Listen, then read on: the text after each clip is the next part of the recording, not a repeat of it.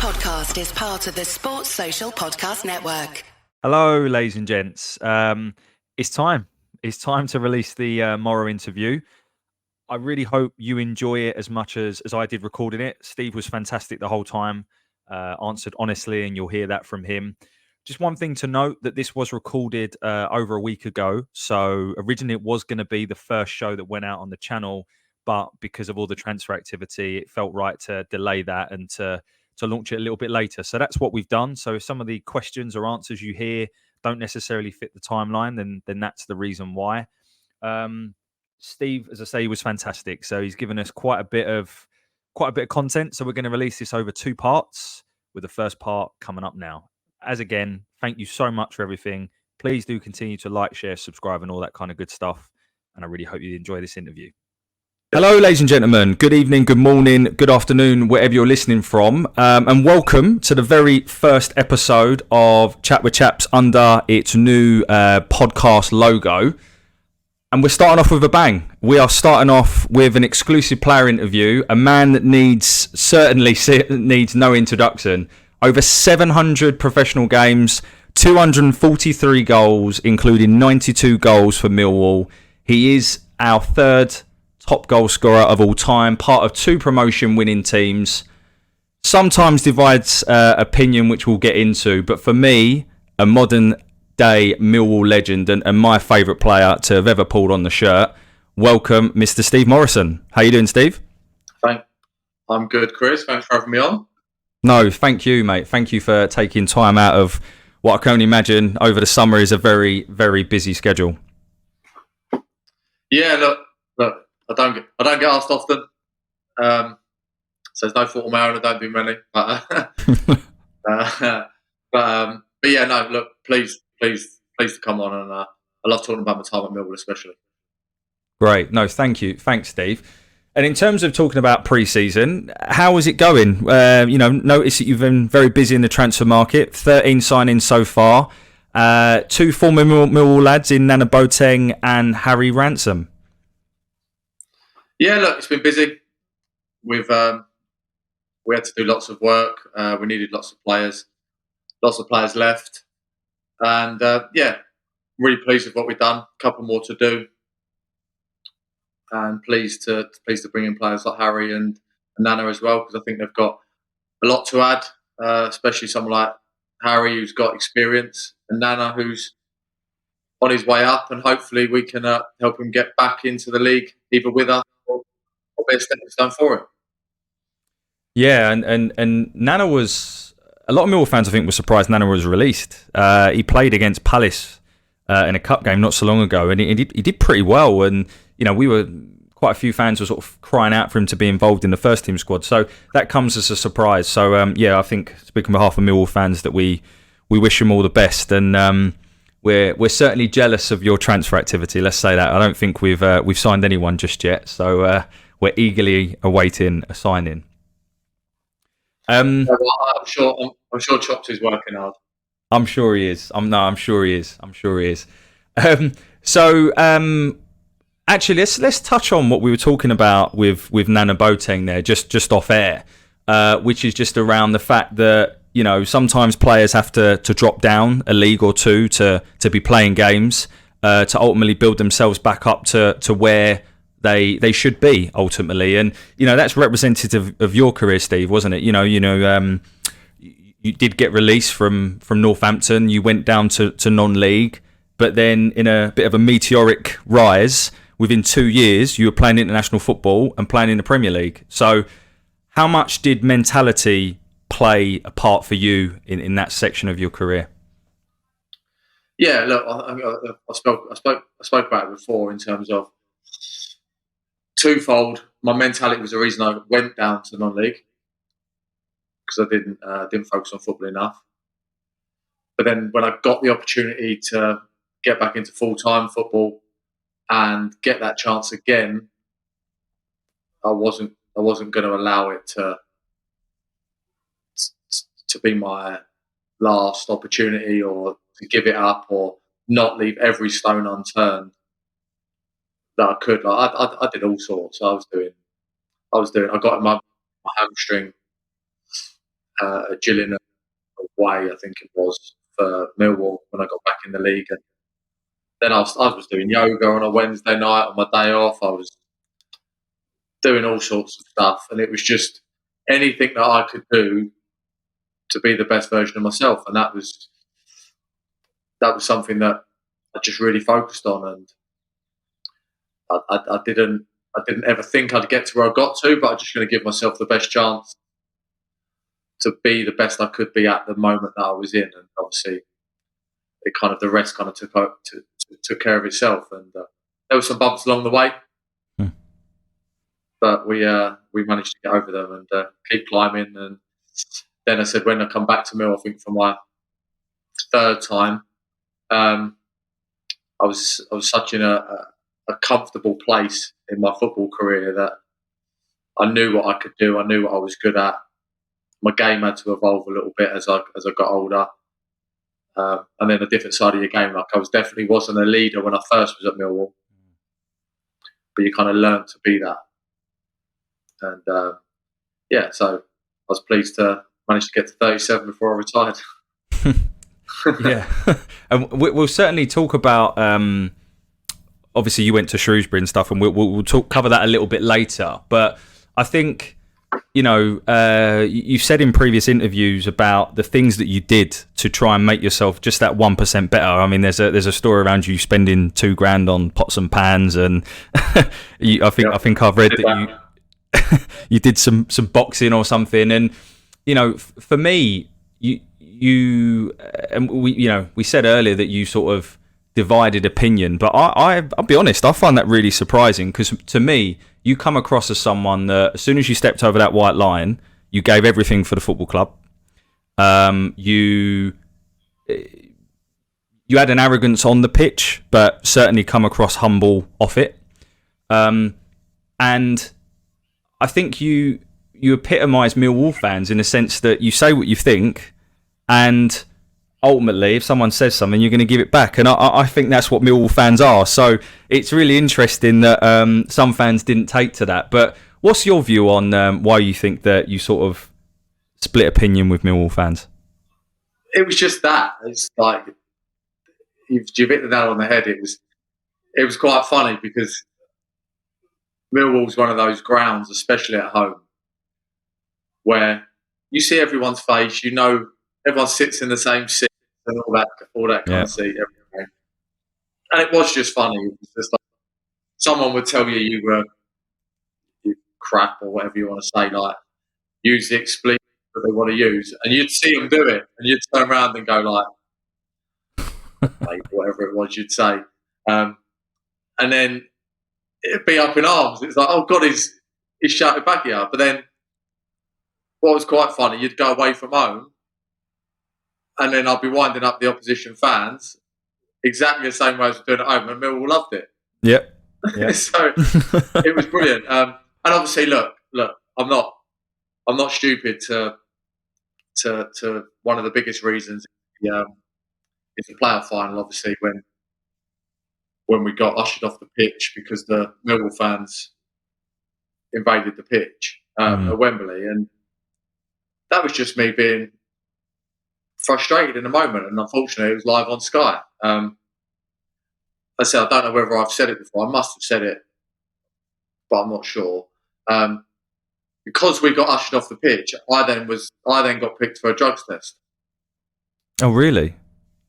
So as soon as you step off the pitch, they grab you. So when we all got ushered off the pitch, obviously we were celebrating and we all had to get off the pitch. And I was doing my typical asking people to get off in my really nice way. And got put in the tunnel. And as soon as you got put in the tunnel, you get grabbed to say you're going into thing. And then obviously I've come out and did my the Sky interview, and it was just everything just got on top of me then. I was like, I can't even celebrate. I've got to go inside now and do a drug test. Everyone else is going to celebrate in the dressing room. It was just a bad 5 minutes. Yeah. And I ended up in the drugs room. I can't even remember who I was with now. And you're in there for like an hour. Oh, really? As long as that? So you can't even have a beer or whatever? You've got to... You're having a beer in there to try and weep. Oh yeah, I mean it helps. Yeah. But it's like look, that's the stuff that people don't see, and obviously my frustration come out live on thing. It was like the greatest moment, but the most frustrating, because if the fans had come on the pitch, we wouldn't have had to go in the tunnel, and I'd celebrate them for half hour, whatever it might have been. And yeah, it was just a frustration. I spoke my mind when, in hindsight, I shouldn't have said anything. But yeah, as I said, I just said how I felt at that time, and maybe it wasn't the best moment, but that's life, isn't it? It is. I got over it very quickly. A shame others didn't. No. That did seem to linger, but I think like I said, one of the reasons I always really admired you was because you said what you think. Ultimately, if you didn't care, you wouldn't have said something like that. And I would rather have players that care playing for my club than players that don't. And I'm sure there were many players in I'm thinking very much of the Ian Holloway era, that players that just didn't give a shit about playing for Millwall, and I don't think anyone could ever say that about you. No, I said that was a tough time. Obviously, I come back under Steve Lomas, didn't I? Yeah. And then obviously that didn't go well, and then Holloway come in, and that was just a bizarre experience. And we didn't get on. Like, I didn't get on with him. Like, in terms of nothing wrong with him as a person, he was a great guy. But me being me, I think we played Brighton on a Saturday, and I think I'd had a pop at one of the coaches on the Thursday, and we went for a Nando's. I remember sitting in Nando's with a few of the boys, and I got a phone call from Ian saying, "I'll see you Monday." And I was like, "We got a game Saturday. What are you talking about?" "Nah, you don't want to be here." I was like, "Well, I quite clearly do. Well, what's the problem?" "No, don't want to talk about it. See you Monday." I was like, "All right." And then I went back in, and the lads were like, "What was that?" I said, "Oh, it was the gaffer. Told me to go home Monday." And he was like, and the lads were all like, "What are you going to do?" I said, "I'll see him at 7 o'clock in the morning. Don't worry about it." And I remember the next day seeing him. I think I was on the bench in the end with Brighton. Obviously, he spun it that he wanted to see whether I wanted to be here or not, or whether I did want to go home. Playing games. But I love playing for Millwall, and I loved what it stood for, and I think that's why I think the reality is people like me more than they don't like me there. 100%. But it's always the people that don't who have the louder voices. But that's football, isn't it? It's I loved it there. That's like there. And I said, no, you may ask me later. It's somewhere that if you ever got a phone call to ask to come and clean people's boots or play football or manage the football, whatever, you'd want to go back and do it. Well, yeah, I'm going to ask you that question later, so we'll come on to that. So you touched on Nando's there on a Thursday, and I think you said that you were a creator or a founding member of the Thursday Club. And joking apart, like, you've also talked about the importance of being happy and you playing your best football when you were happy and in the best dressing rooms. But how important is it, things like that, bringing the squad together, having a real sense of camaraderie? Oh, it's huge. It's huge. When I walked into Millwall, that was like a baptism of fire. I'd been at Stevenage, we'd done well, but always kind of fallen short in the league, but we did all right in a couple of cups. When I walked into that first season of Millwall, and it was Robbo, TC, Dunny, Fordy, Framps, Chopper, Gary Alexander, and then you had like the Space Cadets, Dave Martin, people like that. And it was like, and I'm going in there. It was just like a whirlwind. You can't. But Adam Baldo's the travelling Marcus Bignett. And I remember I joined the club, for example, and the next thing Robbo rings me. Do you want to join our car school?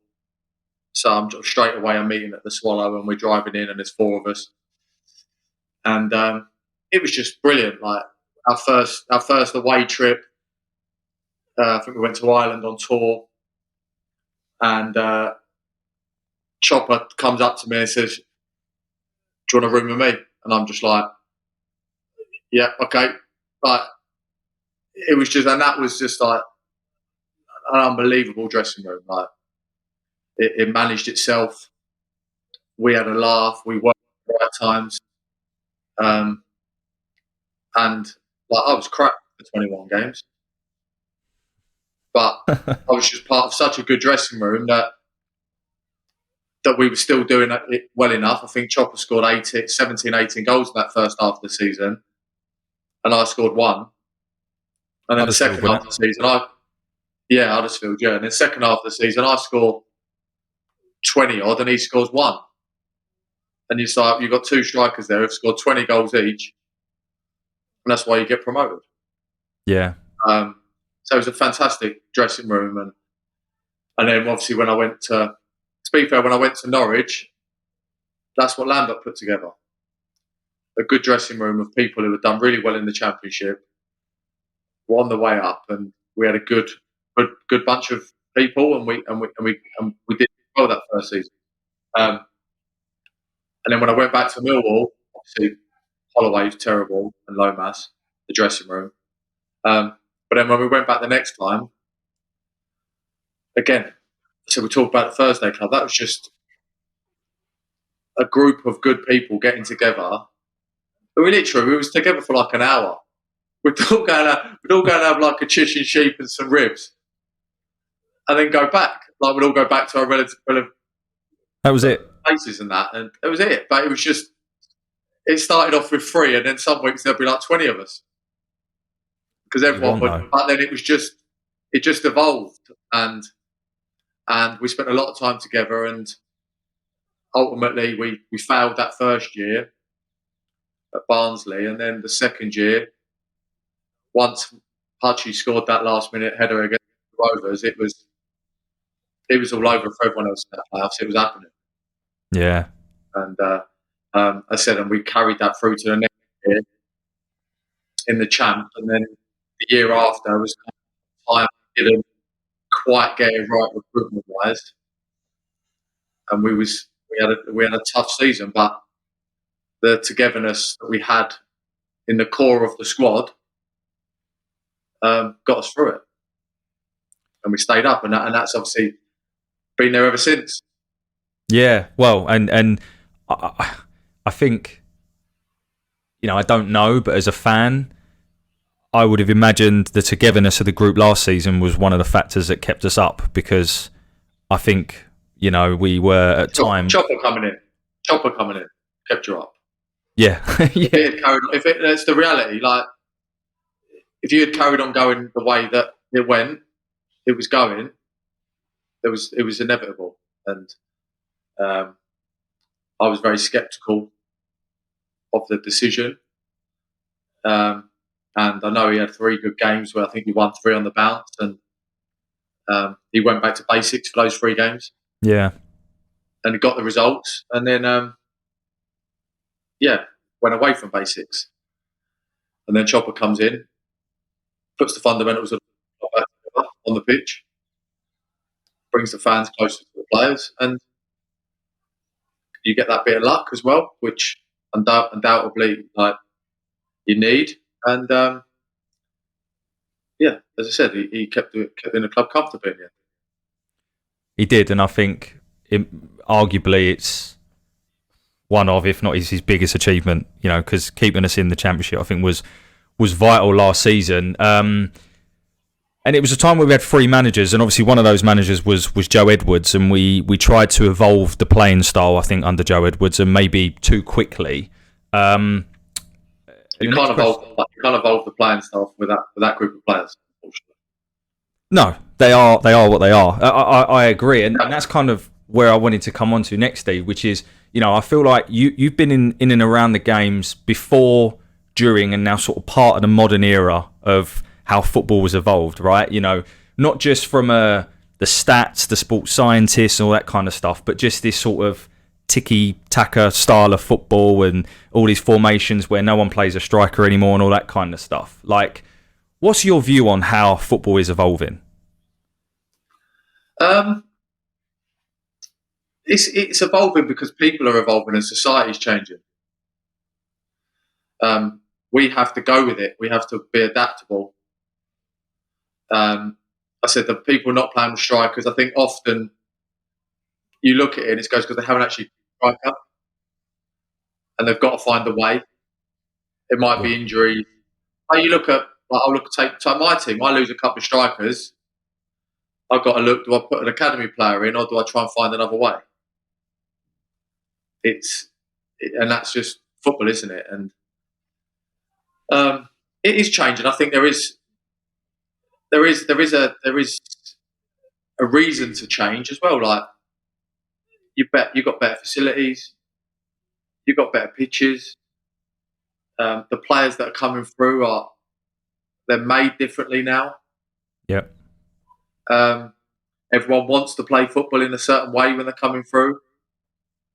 It does feel like it's coming to the end of that era now of the old school player. Mm. I think they're going out of the game slowly, so you have to evolve.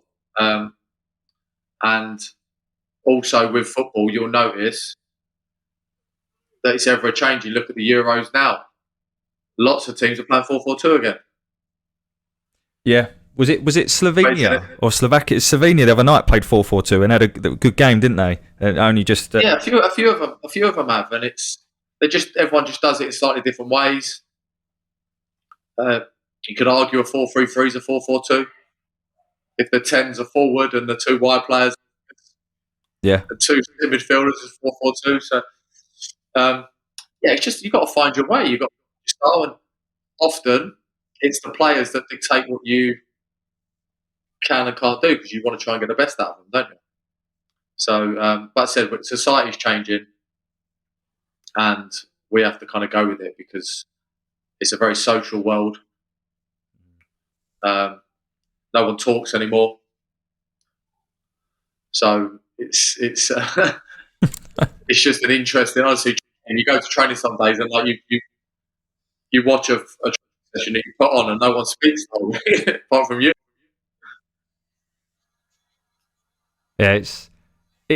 Yeah, you're right. It's representative of the cultural change within society, and I guess with that change, what does a modern Millwall player look like? Because there is a fundamental thing of being a Millwall player, and you know this better than anyone, that rule number one is you give absolutely everything for the shirt, right? And sometimes we value players that maybe are not as technically gifted, but they do rule number one better than anything else. With the greatest respect, I'll just pull Jimmy Abdu out as a player. You played with him, but he never come across as someone that was technically, superior, but he had an engine on him and would run for a brick wall for the club. That was the perception. So, but as the game is evolving, how do you strike that balance between having that kind of, coining Neil Harris's phrase, Millwallness, with ultimately the type of quality player that we need to get to that next level? I think you can do that. You look at like a Jed Wallace, who's a prime example. Mm-hmm. He's got the quality to play at a top-end champ team, fighting for promotion, but as the grit and determination to be a Millwall player at the same time. And I think that's a kind of prime example of what that looks like. Yeah. You take a Jimmy Abdu. He's like a poor man's Kante type player, isn't he? Do you know what I mean? Like runs around, gets around, does everything. And there's a place for those players in the game. And at Millwall, you run and give everything. They'll sacrifice a little bit of quality at times, but you also have a lot of them now that are expecting more than just a bit of grit and determination. So from a Millwall fan's point of view, for Millwall to evolve, they need to relax their grit and determination You look at like Eze. when he gets released from Millwall, because you can't see him playing. He wouldn't have had the career if he had stayed at Millwall. He wouldn't have had the career he's had. No, because he'd have really struggled to break into Millwall's first team and have that freedom and be the type of player he was then. Obviously, now he could. Let's get it right. Now he'd come in and run the show. But at the time, you could see why he got released because of the type of player it was. You can imagine that type of player playing for Millwall, maybe giving the ball away quite a bit, but then doing something magical. Maybe not working as hard as what someone else would. Being accepted, and that's where it kind of has to change and evolve. And I think an interesting, I don't know if experiment's the right word, but we have Romain Esse, obviously very similarly named, a very talented, technically gifted young lad with supposedly a really good attitude. This could be his breakthrough year for the club, and hopefully he plays a little bit more. But I think fans hopefully will be more forgiving because he is one of our own, and he's young, so hopefully he has that bit of that credit in the bank, so to speak, based on what you just said there. Yeah, 100%, and you have to give them a bit because they have to feel that love, and if they're loved and feel like they can do it, then they will. If they feel like they're fearful for making a mistake, then they'll stop trying. And they'll just keep everything simple, and you'll be like, well, anyone could do that. Yeah, especially at a time where I think we're going to need something different. I know Neil went back to basics last season to keep us up, but I think, just you can hear it in his words when he interviews that he recognises the need for us to evolve and to play a slightly different way, and we'll see how that goes. But Steve, today marks the 1 year anniversary of the passing of John Berylson. So thoughts with his family and friends at this time. An absolutely remarkable man, and couldn't honestly think of a better chairman. Also mentioning the sad passing of Matty Sarkic a few weeks ago. Terrible incident for someone that's so young and just such a lovely man. Never had the pleasure of meeting him properly, but by the accounts I've read, and then we also look back to a dear friend of yours, Jigo, that passed away in March of 2022. And this club's just had a lot of tragedy over the last couple of years, isn't it? An unprecedented amount, and a lot of players, and These are individuals that will carry in our heart for sure, and I know there's some good work that happens. Phil Clark runs the fans games, which he does some great work there. But I think one of the things that makes this club special is the way that we come together at times like this, and would just love to hear your thoughts on that. Yeah, no, look, it's fantastic. I'll never forget that day, the John phone call.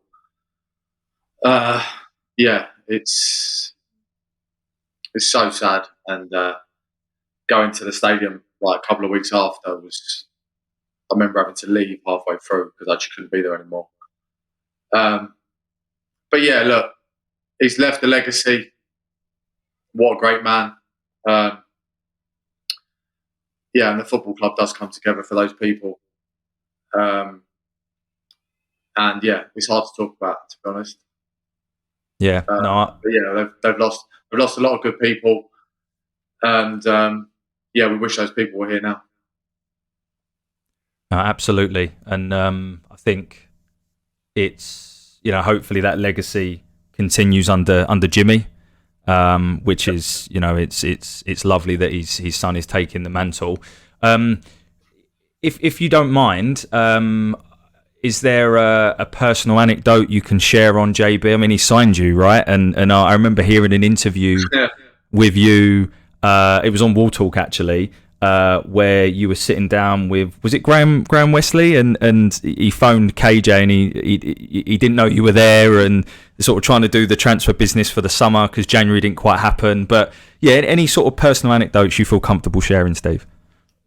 Oh, what, with John? There's too many. He was a friend. I speak to him all the time, and yeah, just like even when I finished, and he would just reach out all the time, and he'd just check in. He'd even ask me questions about things they were going to do, and he'd say like, "What do you think?" And it was just, there's so many. He'd come to the dressing room to see us all before games when he was there, and yeah, it was just like, he wasn't a chairman, he wasn't an owner. It's just a friend, and I think it's there's so many like little stories, and but they're quite personal, if you know what I mean. In terms of, I would, like, I'll tell you the funniest one was, I signed for Leeds. I've been there 6 months. Brian McDermott comes in first day of pre-season. We do the running. He pulls me in the office after training and goes, "Can I have a word?" I was like, "Yeah, no problem." He goes, "Right, I need you to leave because I need your wages because I want to bring Noel Hunt in, who we had at Reading." I was like, "Right, no problem." He goes, "Well, what are you going to do about it?" And I said, "Well, I'll leave." He went, "Where are you going to go?" I went, "I don't know, but I'll sort it out." He went, "You're going to be in tomorrow?" I was like, "No." I was like, "I'll sort it out." And I got in the car. I rang John. I said, "Do you want to take me on loan for the year?" And "Yeah, of course. What's it going to cost or whatever?" I said, "I don't know. You just give Leeds a call and tell them you want to take me on loan for a year." And he rang me back on the phone. I said, "Yeah, all sorted." And I literally just carried on driving straight down the M1 and signed on loan for Millwall that afternoon. Wow. So that's how the move on loan come for the year. So obviously not the most official channels, like going through. Managed to just ring the owner, ring John, and he sorted it out. It would have been interesting to hear the phone call that John made to Steve Lomas. So, by the way, Steve's coming back. Well, I mean, but that tells you the relationship you must have had with John for him to just do that, because I don't think he'd have done that for anyone, and I'm sure Steve Lomas was buzzing to have you back, mate. There's so many things like that. Like when I left to go to Shrewsbury on loan, and then obviously I decided to retire. Like, yeah, John just acted like John did. Do you know what I mean? He was like, yeah, it was just so easy, and it was just like it was more about making sure I was all right. Yeah. When it's like, do you know what I mean? And he was just a good guy. Well, thanks for sharing those couple of stories, Steve. I think the fans will definitely appreciate those. Yeah, it's at times thinking about the man that he was and what he's done for our football club, it leaves you speechless. It really does. Yeah. Speaking of men that have done things for our football club, I want to move on to talk about Neil Harris and the relationship you've got with him. And I think you touched on earlier that he was, a big part of when you joined. He said, "Right, you're rooming with me." I'd love to know if he was involved or supported you in bringing you back permanently, that when you come back after the loan spell. And then, of course, I don't know if your time overlapped at Cardiff. I think it did. But just, how much of a role has he played in all the stages of your career, and how has your relationship developed over the time you've known him? Yeah, look, he took me under his wing. He didn't need to. He could have seen me as competition, but he didn't. I said, took me under his wing in when I first joined.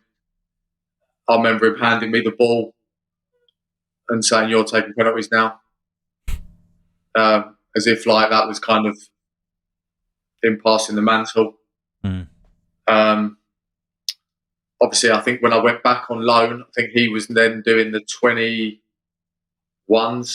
for Millwall at the time. So obviously that made all that easier.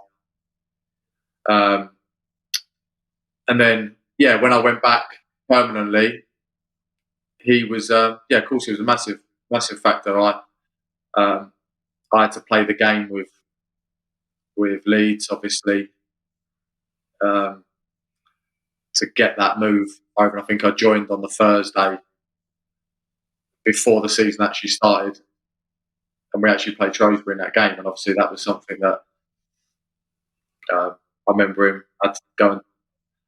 I had one request, and that was that he took the number 20 shirt off of Fred and give me it back, which he did.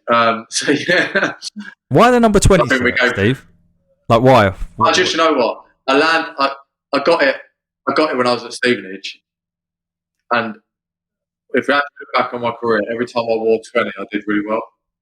Every time I wore any other number, I was terrible. You were right at Norwich at number 5. Number 5, wasn't it, at Norwich? Yeah, that was 5. Yeah. That's because I was trying to replicate Zidane. Or a centre back. No. Yeah, for a centre back. No, and that was only because the number 20 was a centre half, and I was like, well, I'll take 5, and surely he'll want to swap. But he didn't, so I ended up getting stuck with it. But anyway. So look, he was instrumental in that, bringing me back. Obviously, we had 4 great years, and obviously it came to an end. And obviously he was Cardiff manager when I went in there. I was actually doing finishing off one of my coaching badges, and we met up for some food. And he just said, like, I then asked him, would he be interested in myself applying for that role that had come up? And he said, yeah, I'm sure he helped me get the role behind the scenes. Well, and look, we don't talk all the time, but our conversations are always like, what's your opinion on this? Or what do you think about this? And if I ask him and he gives me it, then I'll take his word for it. I've just signed a player off the back of his recommendation. Right. Lewis Simper at Cambridge. He asked me about a couple of players that I played against this year at Sutton. Just give my opinion. Just give honest opinion, and then if we bump into each other, we'll have a beer. Nice, like that. Love it. And so I think the next question I want to ask you is a bit about some of the times you had with him. And one of them was, and I know you've talked about this, but I think just be interesting for some of the fans that maybe haven't heard what you said about this, which was the playoff game and the captaincy and you and TC. Tell me a little bit about that, how that came about, and sort of how you dealt with it, and how quickly it was brushed under the carpet or it wasn't. Yeah, look, it was one of those really surreal situations in terms of TC had the really bad injury in the season, didn't he? And I didn't take the armband. I was given the armband, and we'd had a really good year, hadn't we? And TC had just started coming back into fitness. And then Webby broke down in the warm-up, and TC obviously was coming in to play that game. And obviously that was halfway through the warm-up. And we got taken out the back and asked about the armband. And my opinion was, let's just leave it as it is.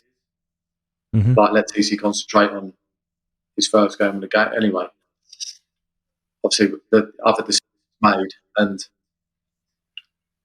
I don't think we dealt with it well as a team, because it was a lot changed really, really quickly, even though it shouldn't have been. But